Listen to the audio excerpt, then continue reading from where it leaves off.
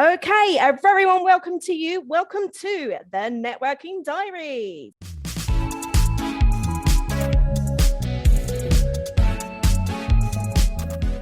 A very warm welcome to you. This month we have the wonderful Joseph Luckett. I have known Joseph for a little while now, and if what he doesn't know about networking isn't worth knowing. So his book, for those that aren't familiar with it, well, you should be, because it's a #1 international best-selling book. 0 to 100, folks. There we are. Matchy. There we are. Although you've got the hardback version there, I've got the paperback version in front of me.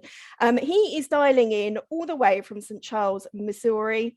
It's an absolute pleasure to have you with us today, Joseph. I'm really excited to get cracking on some questions about networking, something that I'm obviously very, very passionate about. Perhaps you could like to tell our listeners about why you decided to do the book in the first place. Absolutely. Lizzie, first, I want to address and say thank you so much for having me. I'm truly appreciated given our time difference. But one of the reasons that I created the book is I was that person that went to the library to ask my librarian where the business networking section was. And the librarian told me there isn't a business networking section, but she as well referred to it as the IT department. And I didn't mean the IT department. And I was also that same guy who tried to Google data surrounding networking, meaning finding somebody who's actually measured it, and a process that I could follow that produced a measurable outcome. And so based on my homework, I came up with nothing. I came up with no book that was universal to all, that was inclusive to all, that worked across all geographical locations, all ethnicities, all races. I didn't find anything like that. And that was one of the reasons of many that I created a book that has a process that works with whatever channel of networking you so choose to participate in. It will work. Brilliant. And you kind of touched upon the very fact that it works right across the globe as well. And I completely agree with that. Some really interesting facts that will come on to later on about how different countries do have different personalities when it comes to networking, which is fascinating in itself. So for those to give you a bit of context as to what the book involves, we've got quite a few questions coming up, but really it's about creating a networking formula. So maybe you can explain a little bit more on what the book delves into with the networking formula. Yes, the book dives into the entire business networking process from an educational perspective. So from the do's, from the don'ts, to the type of networkers that are in every room across the globe, to the type of networking organizations, and so much more. That's what the book dives into. Brilliant. Well, this is #1 I'll ease you in slowly, Joseph. So one of the questions I ask everybody is, can you tell us about your first networking experience? Very much so. That networking experience was well over a decade ago, and it was through an invitation. And a friend of mine that invited me happened to be late.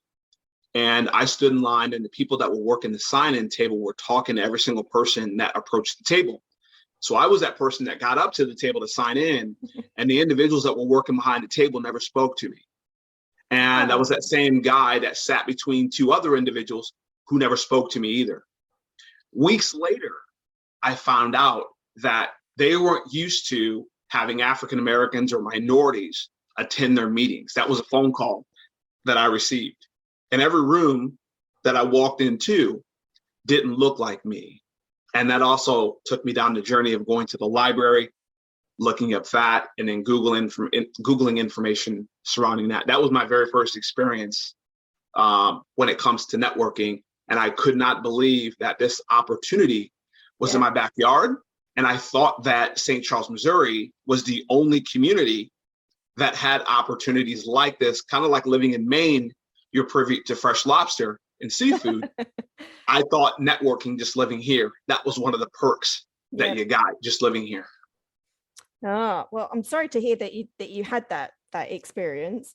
One of the things that you kind of touched upon there is one of the things we discussed before recording is the pandemic or COVID-19 has enabled us to broaden our horizons in terms of networking, we realize actually that local networking doesn't have to be local networking anymore. It can be international networking. We can broaden our contacts, whether that is, as you said, or your local patch, whether it's in the UK, whether it's in Europe, Asia, or the States, and international. So one of the things I'd love to talk to you about that I picked up on your book, I'm not entirely sure which page it is, I'm sure you'll probably be able to tell me, is about virtual networking and how you have found virtual networking versus meeting people face to face. I often say, and let me know, Lizzie, if I missed the mark on your question, but I have often told people that when it's all said and done, going into the future of networking, you're one of three people. One, you're a person that does all of your business networking on the internet. Number two, you're a person that will revert back to in person. 100% of that will be in person. Yeah. Or three, you will be a person that will be a hybrid networker, where a portion of your meetings are going to be done online based on the person you're talking to, and a portion of your meetings are also going to be done in person. Now, I will segue directly into gestures, greetings. How does that apply to that? Well, it used to be you were a handshaker or you were a hugger. This is very true.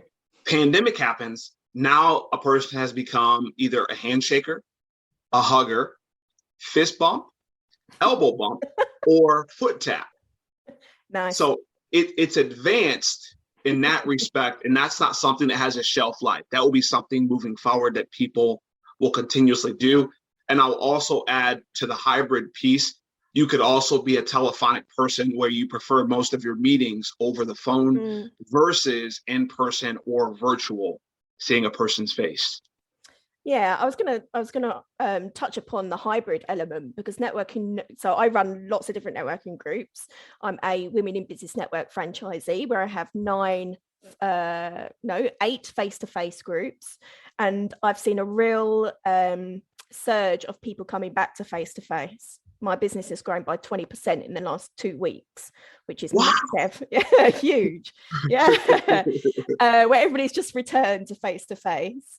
The online networking has slowed down, I think, because now everybody thinks that there's an option for face-to-face. So I'd rather check that out first. So with Networking 90, it's purely online, but we are now moving to a quarterly face-to-face networking, which is an additional one. And they can do sort of a face-to-face mastermind as well, because I think people do need that interaction. Being able to build that trust and rapport is really, really important. Absolutely. So one of the things you mentioned about different people, how they network across the country. We've obviously, I don't know if you've been able to check it out, but there's an interesting podcast by Anna Publico-Ong, and we were talking about networking in Asia, which is quite an interesting one. So this really resonated with me. So for those that aren't familiar with the DISC profiling, maybe you can go into that a little bit more about the different type of people that go to networking, or how the different type of people may interact with one another depending upon their personality type. Yes, but I also want to add something to why some people are going back to face-to-face. Oh yeah, please do. I call that networking fatigue, or virtually fatigued. So they are virtually fatigued because maybe they're homeschooling their kids, and then you're asking them to get back on the screen for some more screen time to have a conversation with you. They're fatigued completely. And then some people are uncomfortable with maybe how their house looks or technology. And when you do something in person, you really don't have all those technological issues when you go back there in person. That's true, but I think there is definitely a market for online, in the fact there are some people that are still not comfortable with meeting others. People that are time poor. It's generally, I'm thinking like the legal sector in particular. Time is money for them. Not that it's not for everybody else, but in particular. And those that might be living with somebody that's vulnerable as well. that's being I a little bit more 100% agree. cautious. I agree Yeah. 100%. So I think it will go full circle, like you were saying. The three key people at the moment are those that definitely want a face-to-face. So like, no, this is what I want. Definitely those that want online, and then we'll see what happens in the middle. Correct, absolutely. And also segue directly into your question about the different types of personalities. I would also, I guess, relate that to the different types of channels to be able to network. So a person can network through a religious-based organization. They can network through an association-based networking group, a gender-based networking group. It can be an exclusive or non-exclusive networking organization. It can be an association-based networking organization. And each one of those categories has a personality attached to it. It's very true, actually. And depending on your personality, you're going to be drawn to one over the other. Maybe from an activity-based networking situation, you could be that person that loves to play golf or games and network in that respect. And that is for a more fun person, a person that's not really so structured, but they just like to have fun while doing business with each other. But you could be that person on the opposite side of the spectrum that just wants to network with a religious-based organization because you feel that you need to be in company with like-minded individuals. So there are so many different personalities, and those personalities also tie into different cultures. And based on the personality and the culture and the behaviors that one exudes can determine which type of networking organization that they do pick. But more importantly, when you're able to tell somebody about that consciously, make them aware, they can be more intentional and a bit more poignant in terms of how they go about networking in their day-to-day lives. How do you network if you're introverted? So one of the pages with your book handy that I'd say go to page 108 in your book from a visual perspective. And when you go to page 108, if I could, I'm going to read you a dear friend of mine who happens to be an introverted networker. And I would also say to you, Lizzie, I would love for you to meet her. I would really love for her to meet you. So her name, quote, "My friend Kimberly Ferguson shared her thoughts with me on how virtual networking enhanced her connections through the 2020 pandemic. I find myself able to be much more intentional about virtual networking. Instead of meeting up every 6 months or a year, I check in with people more often via Facebook, text message, or phone call. I have to think about and plan times to check in with people as I don't see them out and about anymore. I think it's been a really good shift that I plan to continue even as things return to in-person networking." Kimberly Ferguson. So we go back to how do you network if you're an introverted person? I would also reference page 56 in my book as well. And page 56 highlights what is called the wing person. I'm going to read it here directly.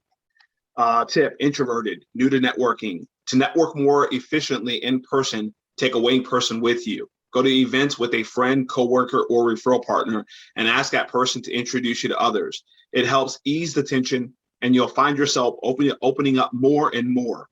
You might even set up a caffeinated moment before the day is gone. And if you're networking virtually, which is predominantly one-on-one meetings, look at it as an opportunity to have more control over who you connect with and when.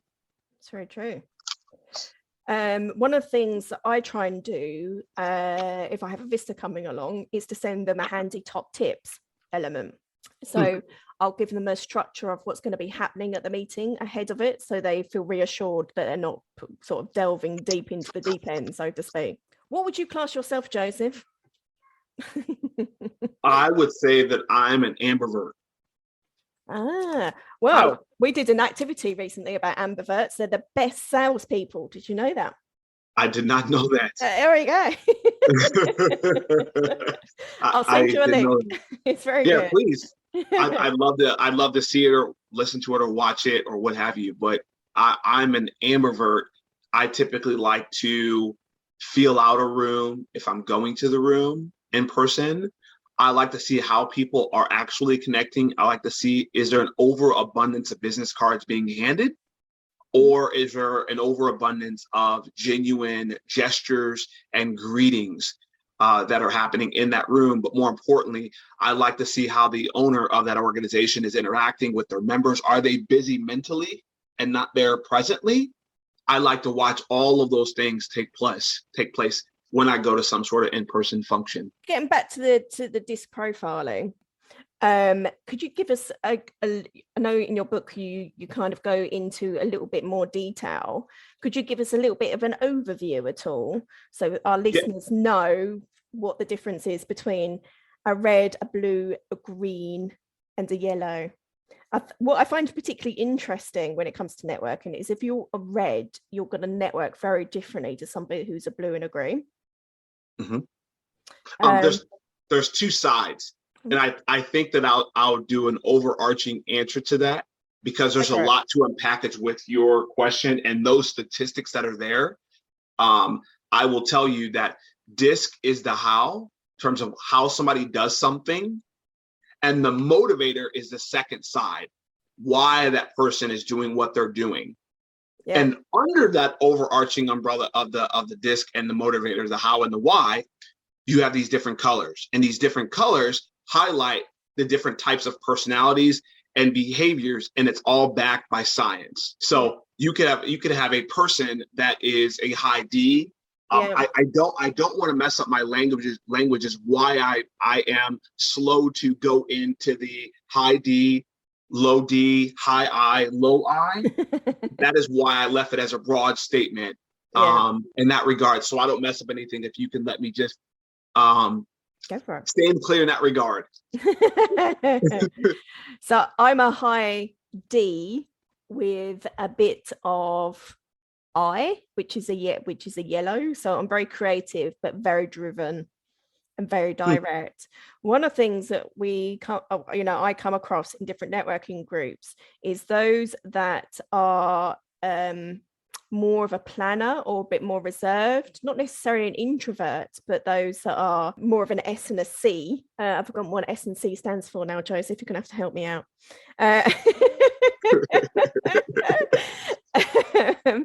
They actually probably do the most business around the table, but don't tell anybody about it.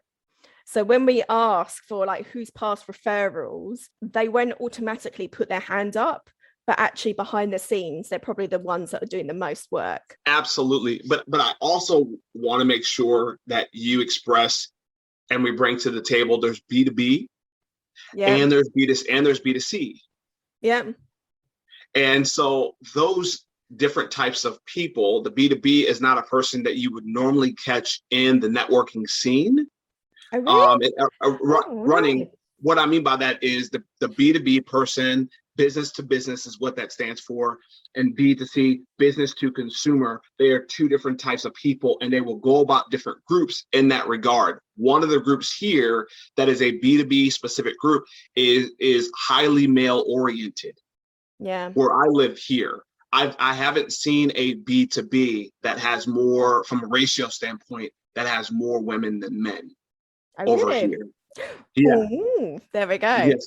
Yeah, so all my networking is generally business to business. It's very rarely business to consumer. It's very interesting. If you are a little bit more introverted, what would you say is a really good top tip when you go networking? Simple. I would say to you on that question, if you're a bit more networking, what would I say that one should do? One of the things that an introverted person can do is find out about that networking organization, find out who's going to be attending that organization, reach out to some of the individuals that are going to be attending on that particular day, schedule what I coin as caffeinated moments, which is simply a one-to-one meeting with those individuals.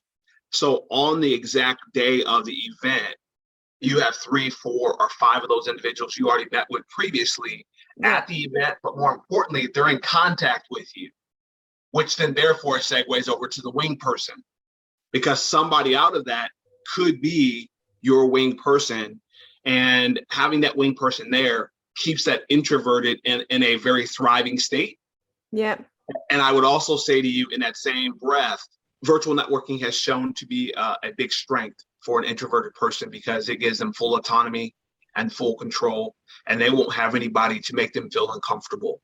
they've already made themselves feel comfortable while coming on the screen and planning it when they need to plan it.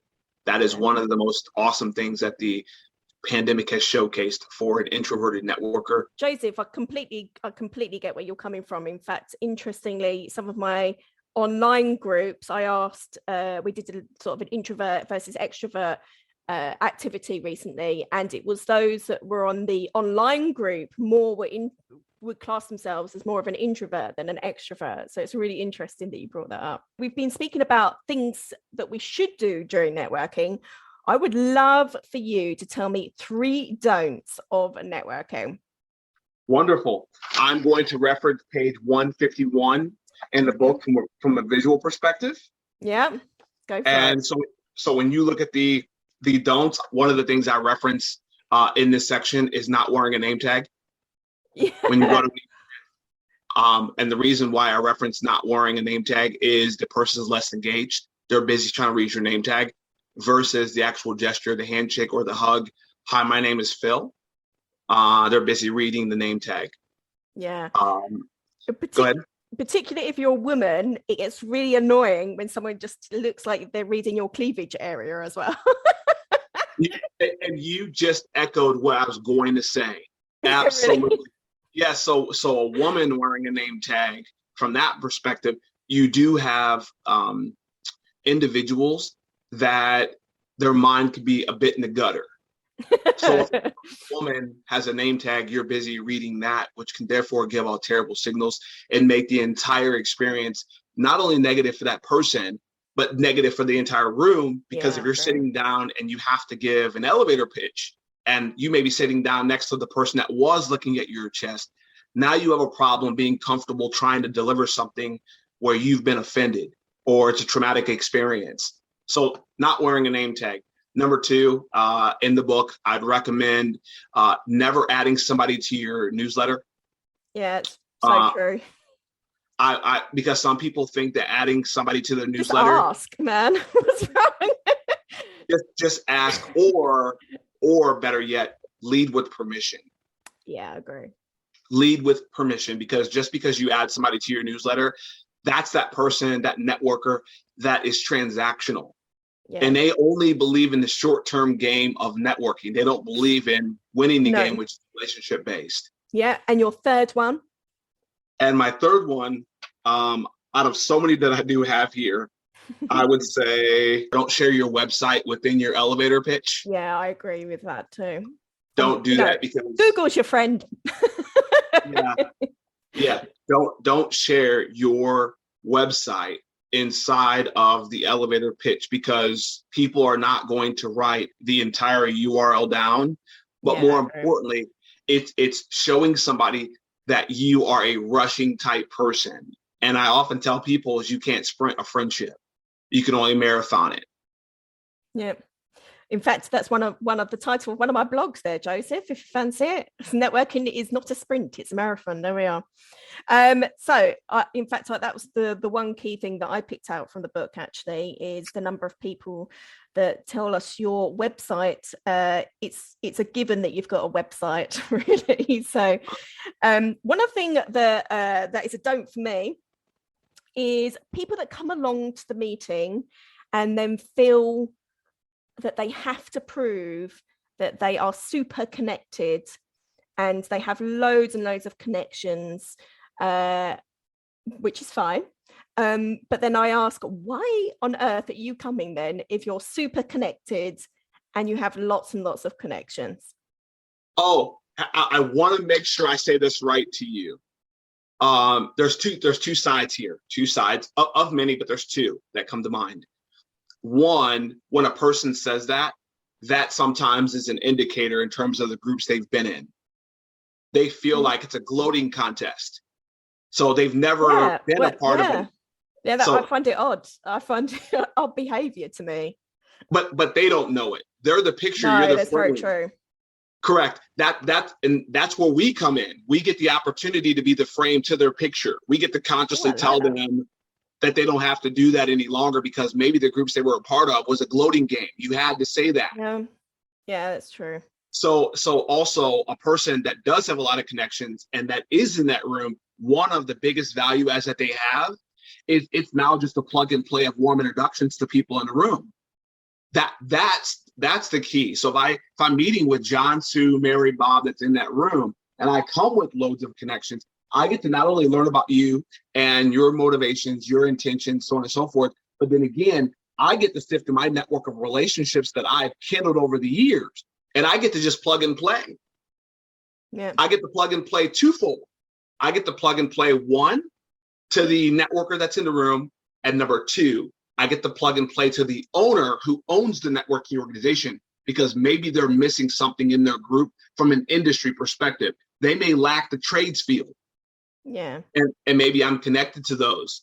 That's what I would say to that question and or statement or comment. There we go. Never saw it that way. That's a great way of doing it. So in your book, you mentioned about the networking tree.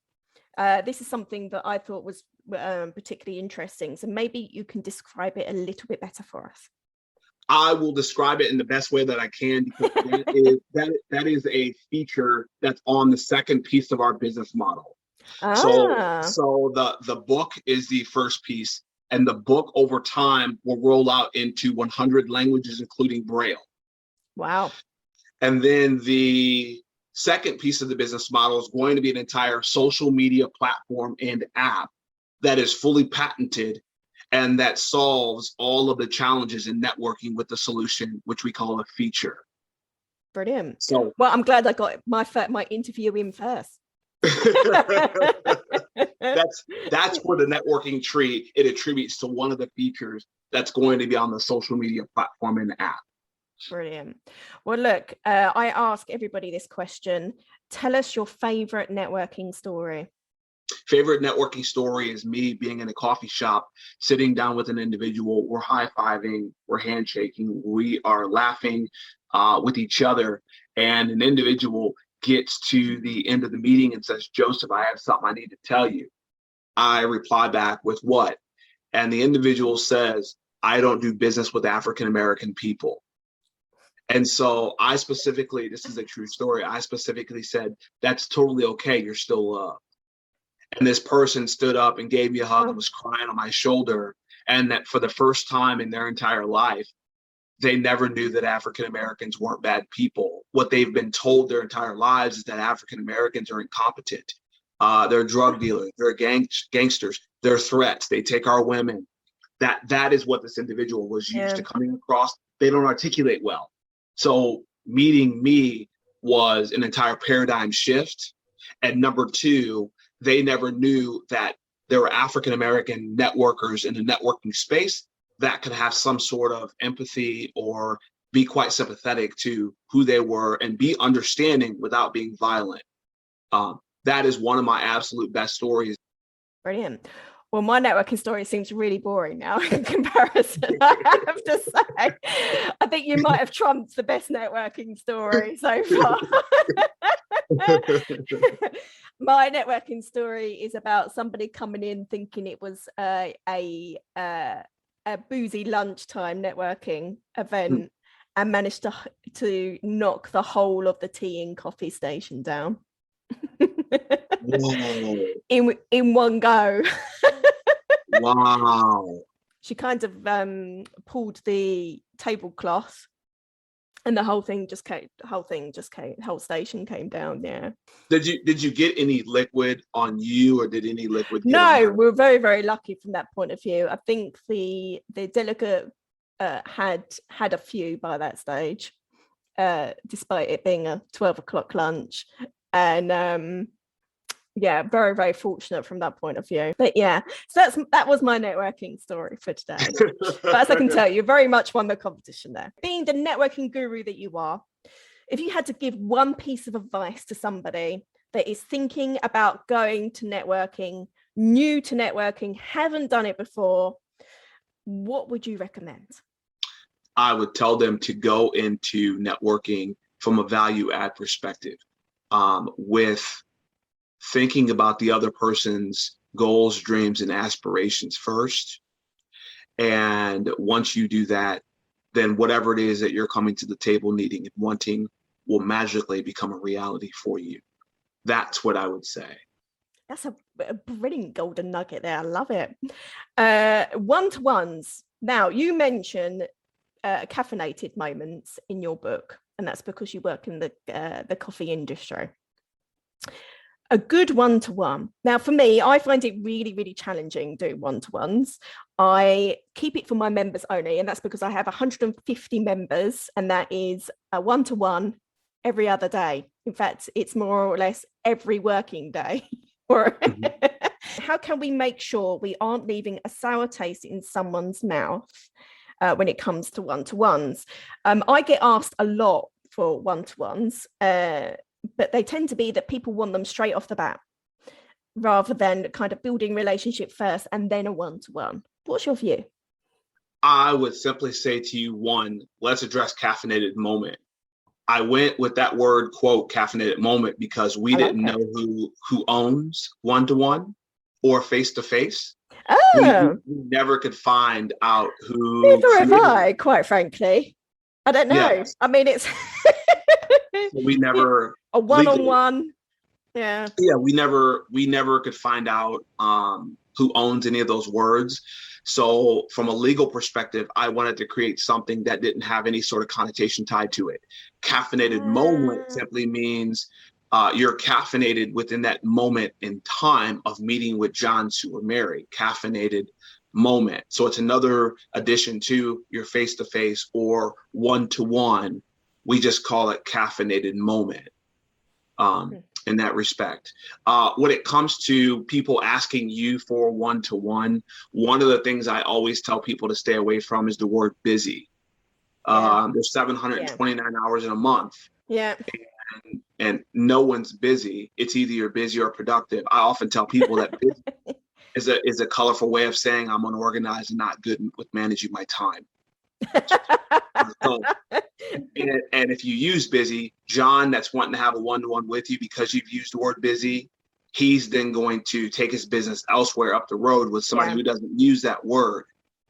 So it's a terrible word, really. Even when people are supposed to come along to a networking group and they say, "I'm sorry, I'm too busy." I'm like, what does it gives the wrong connotation.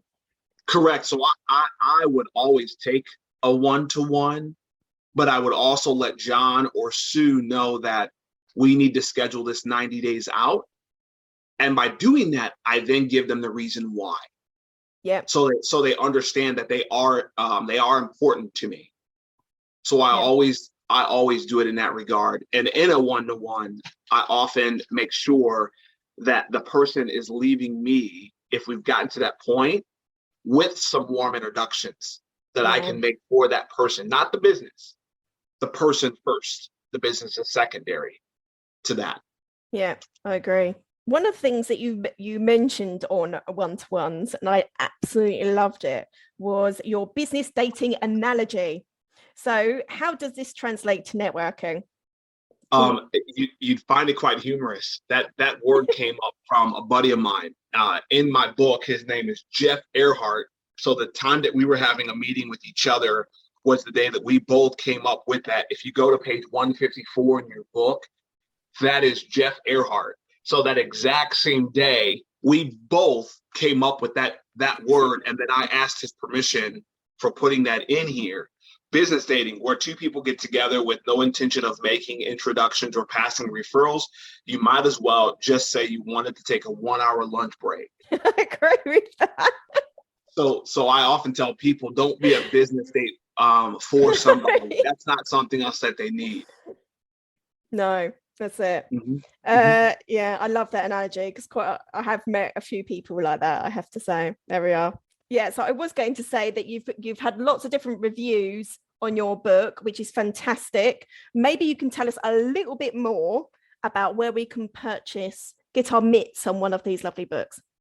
One, you can go to Amazon.com and purchase directly from there, or you can go to 0 to 100.I as an item, O as an Oscar /store. The word store. So that's ZEROTO 100.I as an item, O as an Oscar /store. And they'll be able to purchase a book from those links. Awesome. So just a recap, it's 0 to 100. That's 0, but in words, to 100, as in numbers. There we are, by Joseph Luckett. It's available on Amazon. That's where I got my handy copy from. It is a really good read. If you're new to networking, an avid networker, it's got something for everybody. Joseph, have you got any other snippets for us before we say goodbye? I could talk to you for hours, quite frankly, but the time difference means that I need my cider. So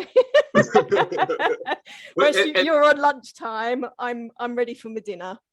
we can most certainly get a time outside of this so we can connect with each other, and I'll make sure to get us a date. But what I'll leave your audience with is one of my favorite quotes: serve the human race, don't cherry pick the race. In other words, serve everybody equally. Brilliant. I love it. Thank you very much, Joseph. You've been an absolute pleasure. Don't forget to check out the Networking Diaries on the I Want to Network website for handy tips, and our latest blog, which is all about networking in the 12th century. Yes, you heard it right. Networking in the 12th century. I'm Lizzie Phillips. This is Joseph Luckett, and this is Networking Diaries.